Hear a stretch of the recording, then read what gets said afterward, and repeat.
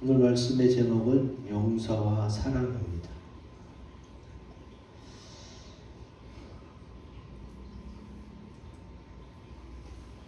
여기 계신 여러분들은 누구에게 가장 많은 화를 내십니까?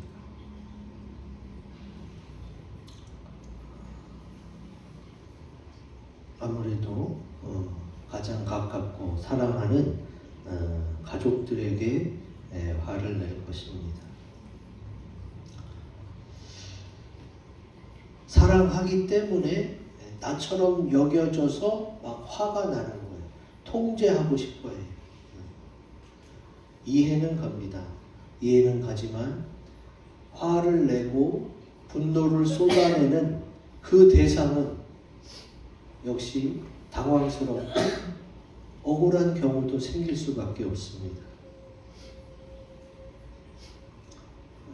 내가 사랑하는 부모, 또 배우자, 자녀에게, 또 가족이나 친척들에게 내가 지금껏 사랑 때문에 화를 많이 내셨다면 우리 하나님의 사랑을 생각해 봐야 돼요. 왜냐하면 하나님이 사랑이시고 또 우리를 하나님의 형상대로 지으셨고, 그리고 사랑도 우리가 하나님에게서 배웠거든요. 하나님은 누구보다도 우리를 사랑하십니다. 우리를 사랑하시기 때문에 우리를 향해서 화를 내시기도 하세요. 그러나 화를 있는 대로 다 내시기보다는 많이 참는 편이 바로 하나님이십니다. 시편 78편 38절에 나와 있습니다. 같이 읽어봅니다. 시작. 오직 하나님은 긍휼하심으로 죄악을 덮어주시어 멸망시키지 아니하시고 그의 진노를 여러 번 돌이키시며 그의 모든 분을 다 쏟아내지 아니하셨으니. 아멘. 요한일서에도 보면 하나님은 사랑이시라 그랬어요. 이 사랑이라는 감정, 또 사랑이라는 의미, 사랑의 행동들, 모든 것이 다 하나님으로부터 나왔어요.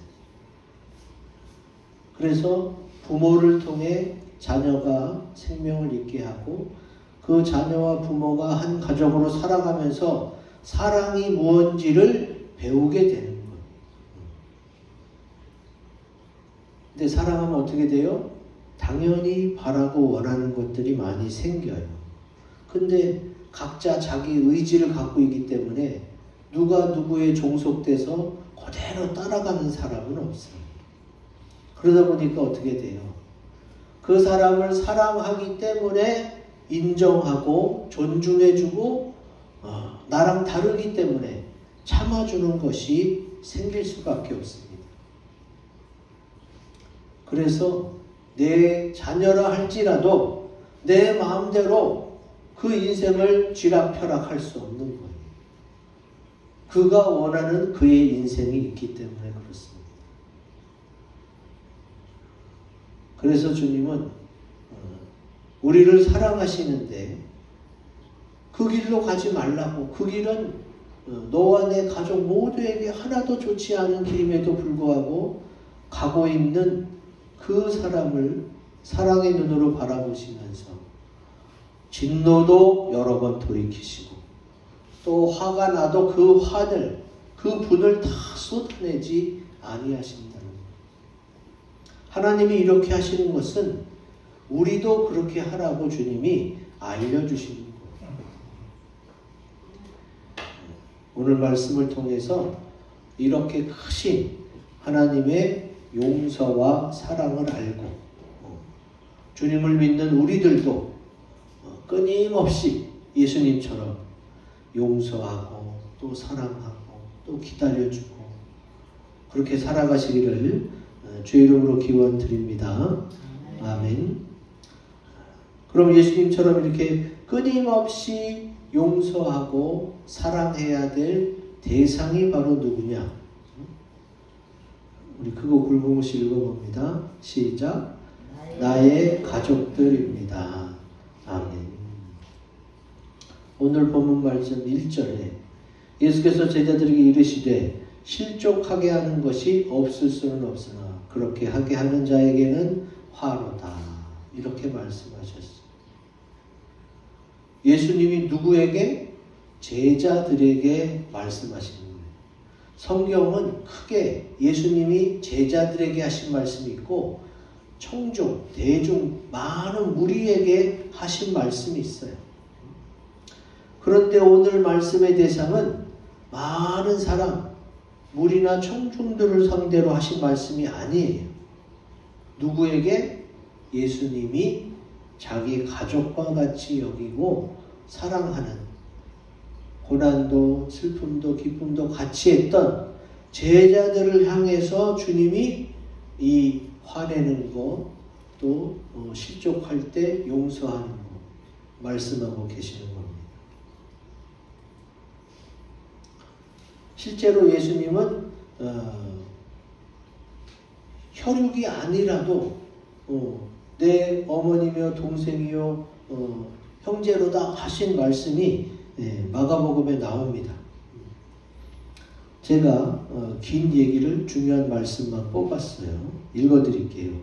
예수의 친족들이, 예수님의 친척들이 있잖아요. 아버지, 어머니, 친척 식구들. 그를 붙들러 나왔어요. 왜?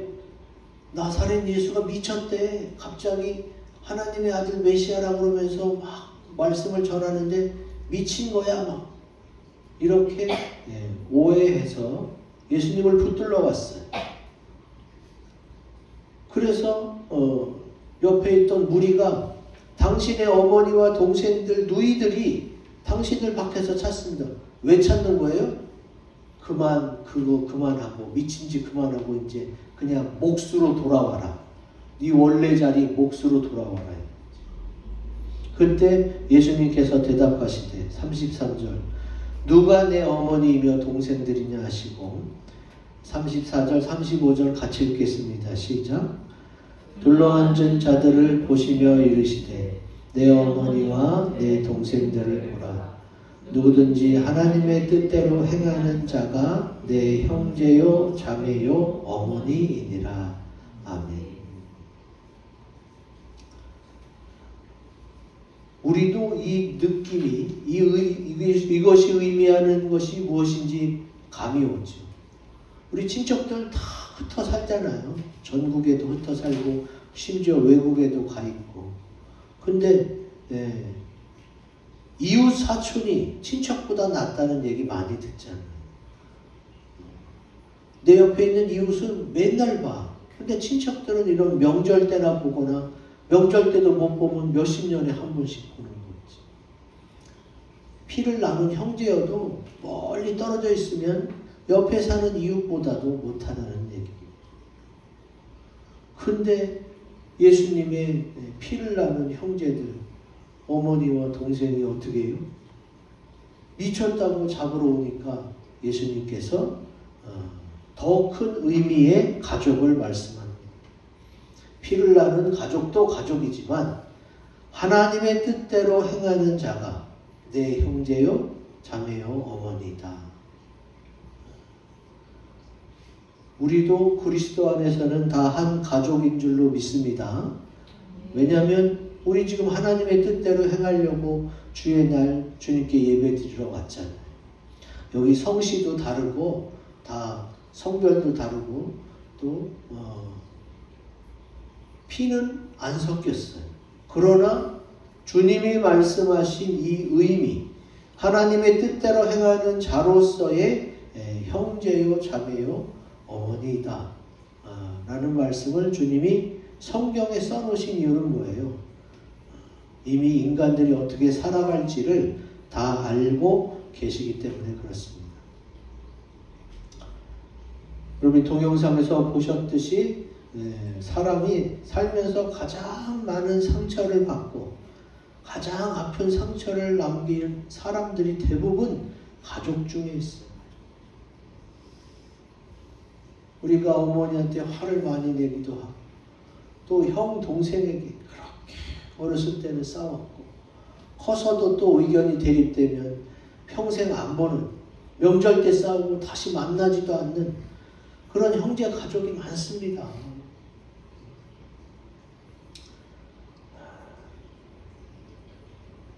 그런데 어떻게 해요? 옛날만 하더라도 지금은 조금 개인화가 급속도로 이루어지지만 아무리 그래도 가족이니까 참아야 했어. 물론 지금도 가족이라서 참는 게 있습니다. 그런데 그 가족이라는 것 때문에 모든 게 다 용서되고 모든 게 다 없어지는, 백지화되는 건 아니잖아요. 우리가 그거는 겪어봐서 압니다. 왜? 가족이기 전에 사람이에요. 내 부모, 내 배우자, 내 자녀들, 가족, 피를 나눈 한 식구, 한솥밥을 먹는 식구인데 가족이기 전에 사람이라는 걸 생각하십니다. 사람은 어때요? 인격이 있어요. 그리고 자기 감정이 있는데 가족이니까 참어, 가족이니까 이상한 말하고 무시하고 비난해도 그냥 다 넘어가야 돼. 아예 안 하면 좋은 거를 그럼 밖에서 무시당하고 와서 가족한테 막 해대는 것밖에 안 되잖아요. 실제로 심리학에서는 뭐라고 그러냐, 가족을 세이프 타켓, 안전한 목표물이라고. 그래서 밖에서 당한 걸 와서 그냥 아버지가 밖에서 참고 집에 와서 술 먹고 밥상머리 집어 던지고 그게 다 거기서 나오는 거예요. 밖에서는 참고 안에서 화풀이 하는 거죠. 저 어렸을 때만 해도 그런 집안이 많았어요. 아버지가 술 드시고 상 없고 애들 때리고 어느 집안이나 거진다 그랬거든요. 지금은 굉장히 우리가 교육과 선진국화 돼갖고 많이 괜찮아졌지만 저 어렸을 때만 해도 뭐 아버지가 상 없는 건 일반 다반사였어요.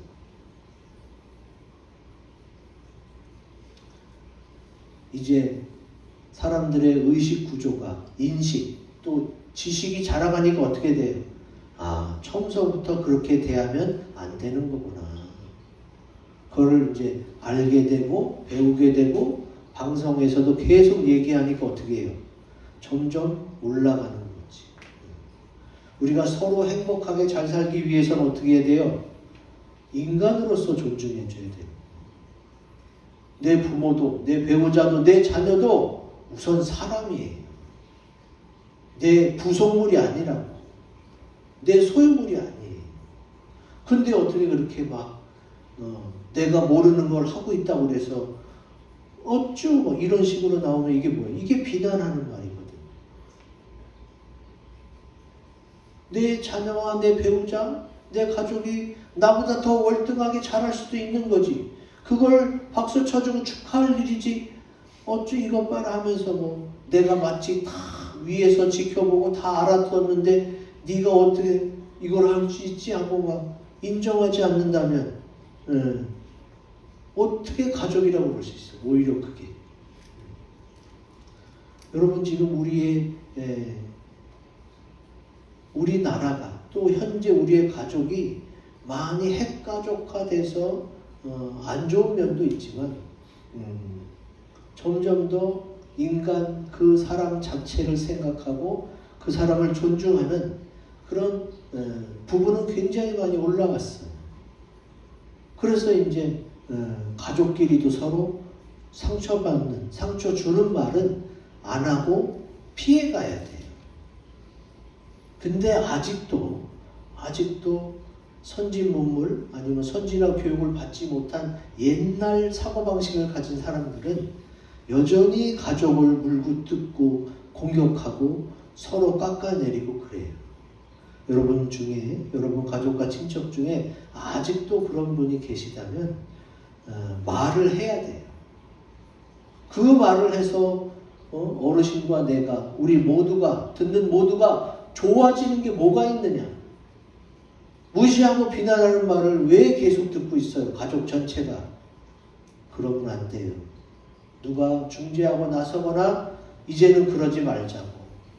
서로 사랑하고 칭찬하고 아껴줘도 시간이 부족한데 왜 서로 싸우고 벌목하고 깎아내리고 아주 이것 봐라 하면서 비아냥거리고 비난하는 그런 게 가족과 친척들 사이에 있으니까 하는 얘기예요. 있으니까.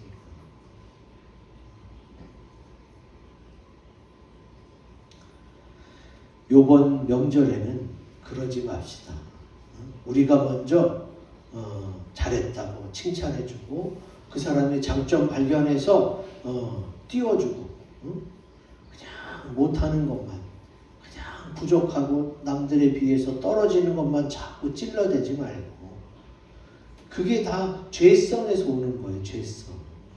사람을 무시하고 비난하고 잘못 단점을 끄집어내서 찔러대는 거 이거 다 죄성에서 오는 거예요. 마귀가 좋아하는 것들이에요.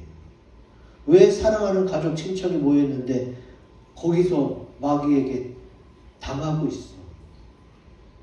제발 올 명절부터는 가족들과 친척들과 서로 축복의 말, 사랑의 말, 긍정의 말 그래갖고 서로 잘 지내는 게 제일 좋지. 육교에서도 명절날 왜 모여요?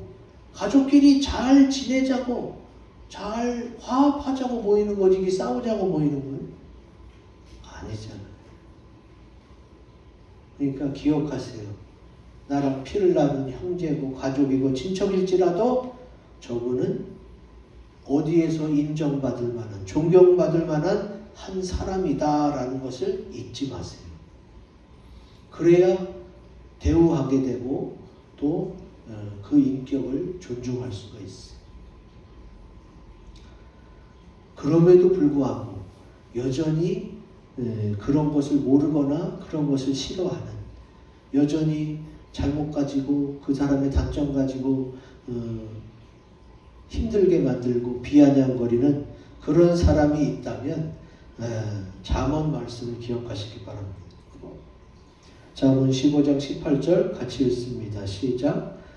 분을 쉽게 내는 자는 다툼을 일으켜도 노하기를 더디하는 자는 시비를 그치게 하느니라. 아멘. 그럼에도 불구하고 오늘 말씀처럼 실족해 하는 사람들이 있고 실족해 하는 말들이 있어요. 그것이 여전히 들려와요. 내가 아무리 예수를 잘 믿고 예수 믿는 사람끼리만 지내도 그래도 실족해 하는 말들을 들려온다니까요. 이 세상 임금이 마귀잖아요.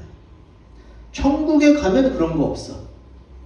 천국에는 그런 거 없는데 이 땅, 이 세상 임금이 마귀인 이 땅에서는 예수 그리스도를 믿는 사람이 많고 교회가 많아도 여전히 그 세상 사람이 주도하게 돼 있거든요. 세상 임금이 마귀니까. 그러니까 그런 소리가 들려온다 하더라도 분을 쉽게 내지 말고 노하기를 더디하고 혹시 그렇게 해서 막 싸우는 사람이 있다면 시비를 그치게 하고 우리 믿는 사람이 중재에 나서야 되는 거예요. 그게 그리스도인다운 모습이에요. 그게 바로 예수 그리스도로 옷 입은 그리스도인의 모습인 거지.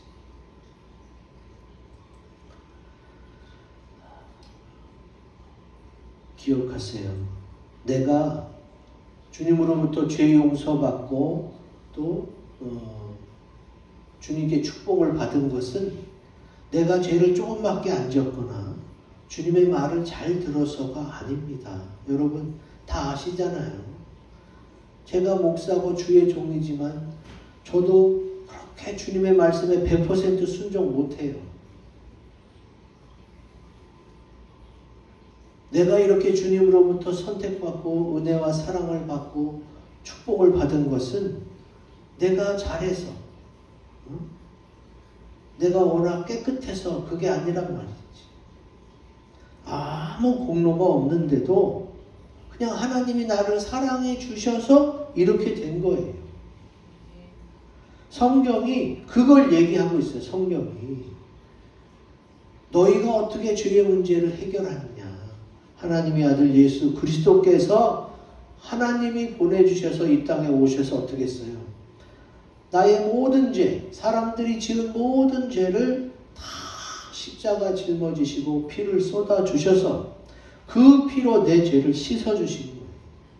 그걸 믿으면 내가 구원받고 또 주님의 은혜와 사랑과 축복 속에 지금까지 오게 되는 거지.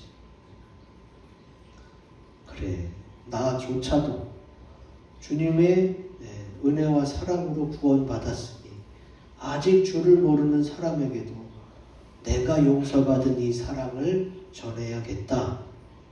이렇게 다짐하시기 바랍니다.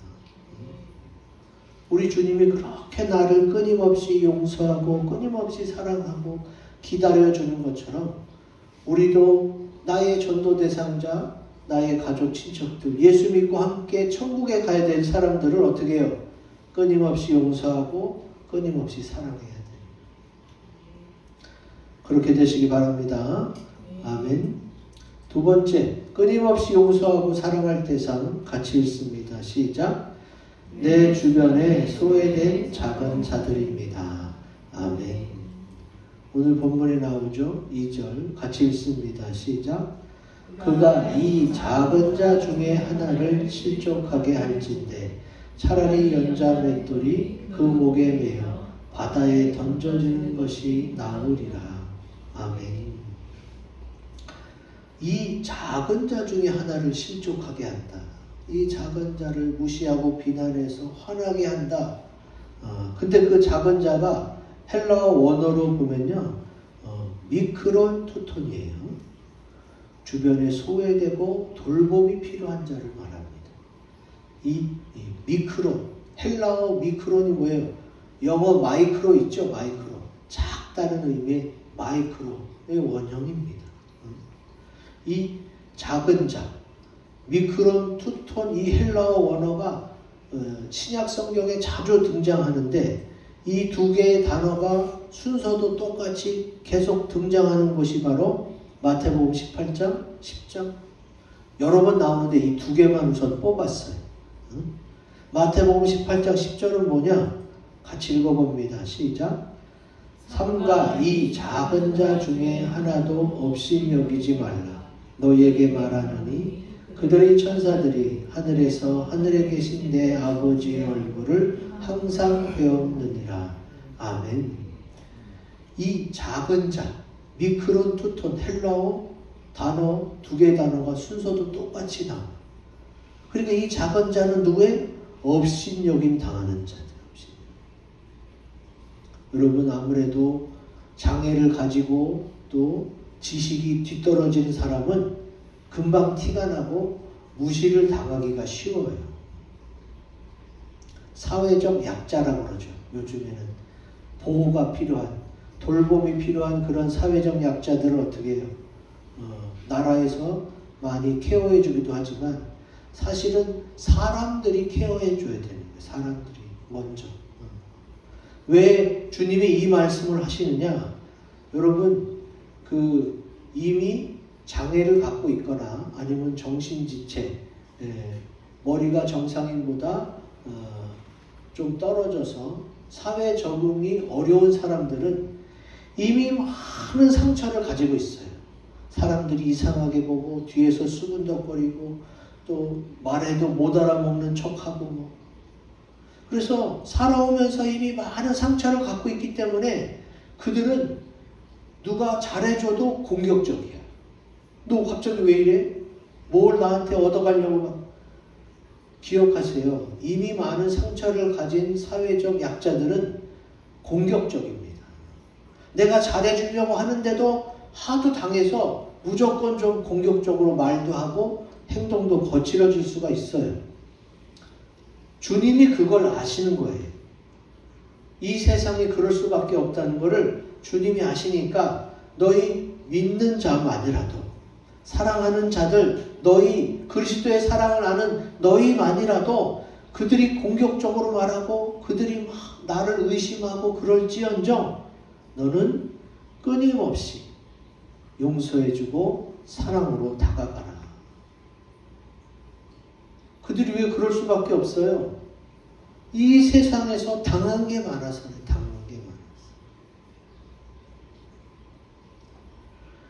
꼭 장애를 안 가졌어도요, 브로큰 패밀리, 조금 이렇게 정상적이지 못한 가정이 있잖아요. 조부모 가정이라든가 아니면 재혼한 가정이라든가 이런 가정은 이상하게 뭐예요? 사람들이 눈빛을 주고 또 어떻게 말하고 행동하나를 유심히 봐요. 그거조차도 불편할 정도로. 여러분, 그래서 이미 각오를 하셔야 돼요.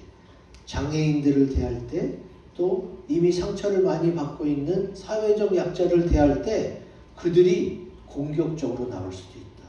내 진심, 하나님의 사랑을 받아들이기 전까지 계속 틱틱대고 억울해하고 잘해주려고 그러는데 막 나한테 공격하면 얼마나 당황스러워요.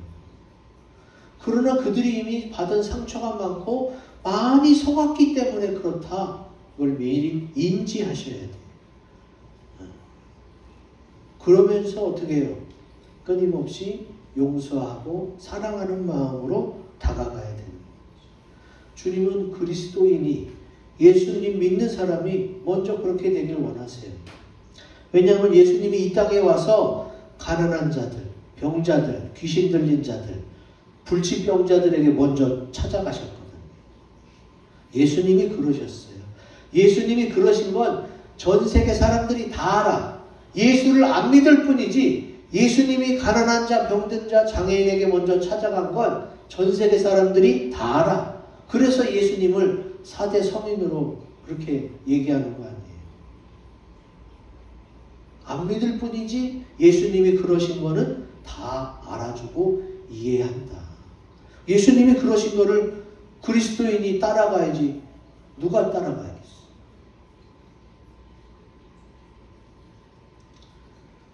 제가 사회복지학과 나왔잖아요. 대학교 3학년 되면 실습을 나가요. 그래서 많이 방문하는데 특히 장애인 단체 방문할 때는 사회복지학과는 여자들이 많거든요. 여자애들이 굉장히 바짝 긴장해. 왜냐하면 걔네들은 막 다가오고 거칠거든요. 바짝 긴장하고 막 사회복지학과 학생들조차도 장애인 단체 가서 잘 섬기고 이런 게 아니에요. 준비가 안 된 사람은 무서울 수밖에 없어. 그들이 거칠고 공격적이란 말이에요. 근데 저는 가만히 있어도 걔네들이 다가와 나한테. 그래서 우리 과 학생들이 저를 신기하게 바라봤어. 저 하나님의 은혜죠. 내가 잘해준 것도 없는데 괜히 나만 따라다녀. 만만하게 보이는지 모르겠어요. 그러나 어쨌든 저는 주님의 사랑이라고 봐요. 어려서부터 그런 교육을 받았고 또 가난한 자, 병든 자, 장애인들하고 함께하는 그런 생활 속에 있었기 때문에 동질감을 느꼈는지 저는 인기가 좋았어요. 그리고 사회복지 시설에 가면 저 인기가 좋아. 일반인들 상대로는 인기가 별로 없었는데 사회복지 시설에 가면 인기가 있었단 말이에요. 지금 이 말씀을 준비하면서 내가 학생 때는 더 주님의 사랑으로 다가가지 못한 거 그거는 좀 아쉽더라고. 저도 너무 따라붙으니까 제가 좀 멀리 했거든요. 나 실습하러 와서 공부해야 되는데 자꾸 따라다니니까. 주님은 산신령처럼 뿅 하고 나타나서 장애인들의 소원을 들어주고 병 고쳐주고 그러지 않습니다. 예수 믿는 사람들을 통해서 주님이 그 사랑, 그 은혜, 그 상처받은 마음을 달래줄 수 있도록 믿는 사람을 통해 그렇게 이끌어 가시는 줄로 믿습니다. 그러니까 소외된 자들, 어려움을 가진 상처를 가진 자들을 믿는 사람들이 하나님의 사랑을 가지고 다가가야 돼요. 그냥 나 먹고 살기도 바쁜데 내가 언제 장애인들 챙겨. 기도부터 하면 되죠. 기도부터.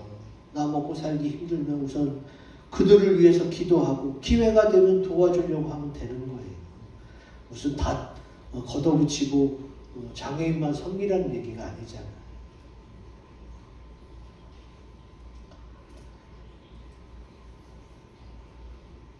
그리고 마태복음 10장 42절에도 작은 자가 나옵니다. 같이 읽어봅니다. 시작. 또 누구든지 제자의 이름으로 이 작은 자 중 하나에게 냉수한 그릇이라도 주는 자는 내가 진실로 너희에게 이르노니 그 사람이 결단코 상을 잃지 아니하리라 하시니라. 아멘. 이 작은 자도 미크론 투톤, 돌봄이 필요한 사회적 약자예요. 이 사람에게 냉수 한 그릇, 아주 작고 사소한 것이라도 그가 예수님의 사랑과 은혜를 가지고 대접한 것이라면 주님이 단단히 약속하십니다. 내가 진실로 너희에게 이르노니 결단코 상을 잃지 아니하리라. 이 3번, 4번 강조하십니다.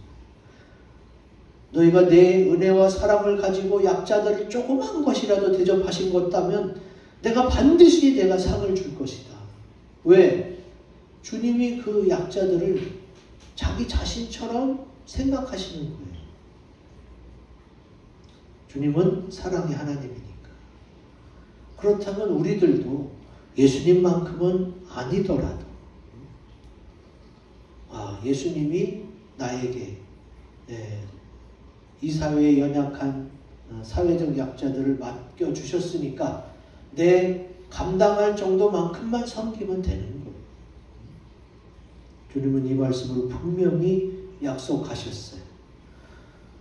이 땅에서 이미 많은 상처를 받아서 공격적이고 퉁명스럽게 말할 수밖에 없는 그런 자들에 대하여 너희가 아주 작은 대접과 섬김이 있다 하더라도 내가 그것을 다 기억하고 내가 반드시 상을 주겠다.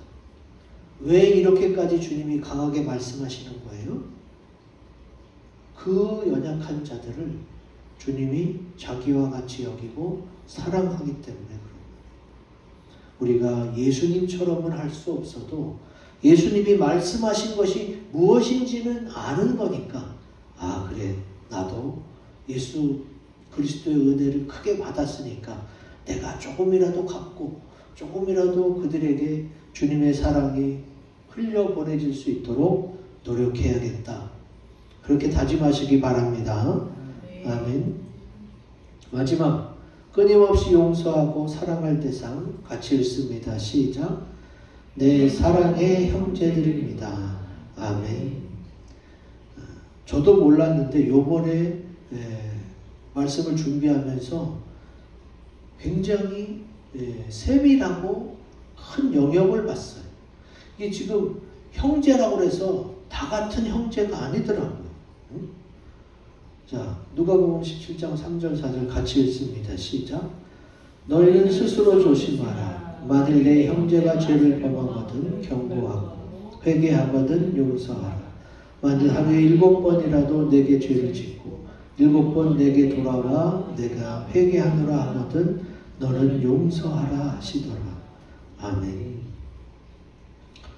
자, 형제가 헬라어 원어로 아델포스예요. 아델포스.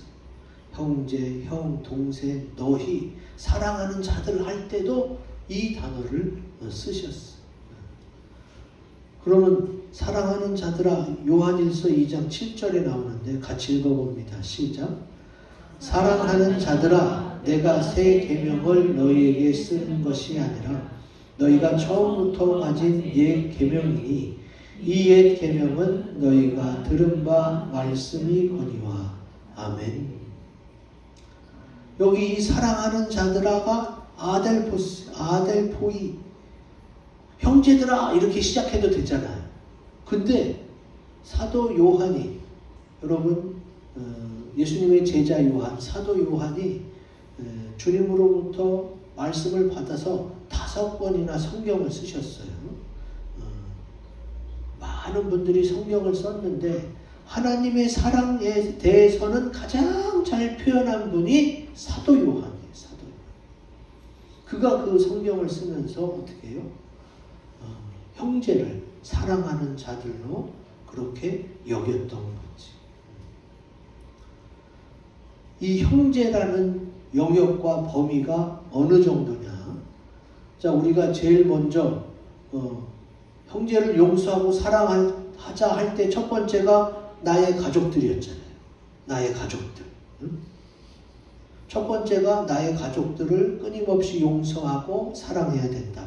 두 번째가 주변에 소외된 자들, 작은 자들을 사랑하고 용서해야 된다. 근데 이 세 번째 내 사랑의 형제들은 또 다른 영역이에요. 첫 번째였던 내 가족과 친척도 아니고, 두 번째였던 소외된 사회적 약자들도 아니고, 현재 내가 사랑하고 있는 형제들, 또 앞으로 주님의 은혜로 만나게 될 그 사랑하는 형제들이 여기 포함돼요. 그러니까 하나님이 내가 만나고 나랑 연결된 모든 사람을 다 얘기하고 있는 거지. 그래서 내 사랑하는 자들, 내 형제들은 뭐예요? 내가 앞으로 만나게 될, 현재 만나고 사랑하는 자들도, 그리고 내가 앞으로도 만나게 될, 아직 나도 모르는 그 자들까지도 포함해서 주님 말씀하고 계십니다. 그 자들에 대해서 우리는 어떤 마음을 가져야 돼요? 그가 혹시 나에게 무례하고 비난하는 말, 잘 몰라서 오해했던 말을 할지라도 나는 어떻게? 나는 예수님의 사랑으로 용서하고 예수님의 은혜와 사랑을 흘려보내야 될 그런 그리스도인이구나 라고 주님이 다시 한번 성경 말씀을 통해 알려주시는 거지. 왜 주님이 그렇게 하실까요? 하나님 아버지께서 예수 그리스도를 통해 사랑은 이런 것이다 라고 알려주셨어요. 우리가 아무리 부모를, 배우자를, 자녀를 사랑한들 예수님이 나를 사랑해서 죽기까지 십자가에 달려 돌아가신 그 사랑을 비할 수는 없어요. 너무 많은 차이가 나요. 그래서 우리가 정말로 이 내 집안의 원수이고 또 하나도 용서할 거리가 없는 그 대상자도 우리가 용서할 수 있는 이유는 내가 예수님으로부터 그 많은 죄악을 사함받고 용서받았기 때문입니다. 네가 그런 용서와 사랑을 받았으니 너도 세상에 나가서 아니면 네 주변의 사람들에게 그 은혜와 사랑을 증거하며 베풀라는 거지. 이 세상에 너희가 아무리 사랑을 가지고 좋은 선한 의도로 했어도 실족하는 일이 있다. 그러나 너는 예수님을 생각해서 실족하지 말아라. 그리고 또 살다 보면은 실족하는 일, 곧 화가 나는 일이 있을 수밖에 없다. 그러나 너무 거기에 사로잡히지 말아라. 에베소서에 그 말씀이 나옵니다. 에베소 4장 26절 같이 읽습니다. 시작. 분을 내어도 죄를 짓지 말며 해가 지도록 분을 품지 말고. 아멘. 실족하는 일이 있을 수밖에 없으니까 화가 날 수밖에 없다. 근데 그 화가 나더라도 그 화 때문에 막말을 하고 저주를 하고 공격하는 말까지는 하지 말아라. 그게 죄 짓는 일이니까.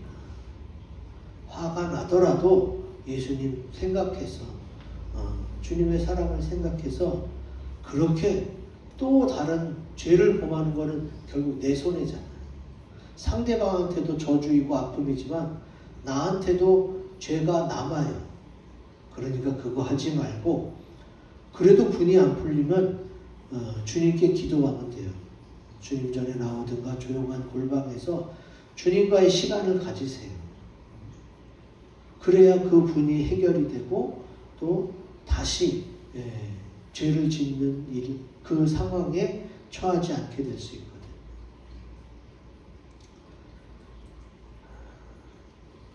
오늘 말씀처럼 나를 위해 십자가에 피 흘리신 그리고 다시 오사 나를 데리고 가실 그 사랑의 예수님, 신랑 예수님을 생각하고 그분이 나를 용서하신 것처럼 나도 용서하고 또 그분이 나를 사랑하신 것처럼 나도 사랑할 수 있기를 주의 이름으로 기원드립니다. 용서가 어느 정도의 용서를 말하느냐? 마태복음 18장 35절의 용서입니다. 같이 읽습니다. 시작. 너희가 각각 마음으로부터 형제를 용서하지 아니하면 나의 하늘아버지께서도 너희에게 이와 같이 하시리라. 아멘. 아주 중요해요. 입으로는, 머리로는 용서했어 이렇게 할 수 있어요. 근데 마음속으로는 아직 앙금이 남아있거나 캥기는 게 있으면 마음으로부터 용서한 게 아니에요. 이거 상당히 중요합니다. 말로는 용서했다고 그러고 머리로는 용서해야지 하면서도 마음에 남아있는 게 있다면 그게 진정한 용서가 아니라는 거죠. 여러분이 지금껏 살아오면서 아직 마음에 앙금이 남아있거나 편편히 쌓아놓은 억울함, 분노가 있다면 그거 주님한테 쏟아내세요. 주님한테 다 맡기세요. 그러면은 주님이 이 세상에서 가장 큰 아픔을 당하신 분으로서 다 해결해 줄 수가 있어요. 자, 십자가의 능력이 어떤 능력이냐? 그 모든 아픔과 억울한 분노를 상쇄시키는 게 바로 십자가의 능력이에요. 그러니까 여러분이 그런 말도 못할 고민, 아픔, 억울함이 있다면 그걸 가지고 십자가 앞에, 십자가에 달리신 예수님 앞에 갖고 나오셔야 돼요. 그리고 그것을 기도하세요. 다 예수님과 둘만 있을 때는 억울하면 욕을 해도 돼요. 어차피 예수님은 그것까지 다 상쇄시키고 없애시는 분이에요. 세상에 나가 그 사람한테 욕하지 말고 주님한테 나와서 그 억울함을 토로하시라는 거예요. 그러면 용서할 수 있고 사랑할 수 있습니다. 사람들은 믿음의 대상이 아니에요. 용서해주고 사랑할 대상입니다. 이번 명절에 이렇게 용서하고 사랑해서 복음을 전할 수 있는 좋은 계기가 되시기 바랍니다. 아멘. 이 말씀을 가지고 우리 합심해서 기도합시다.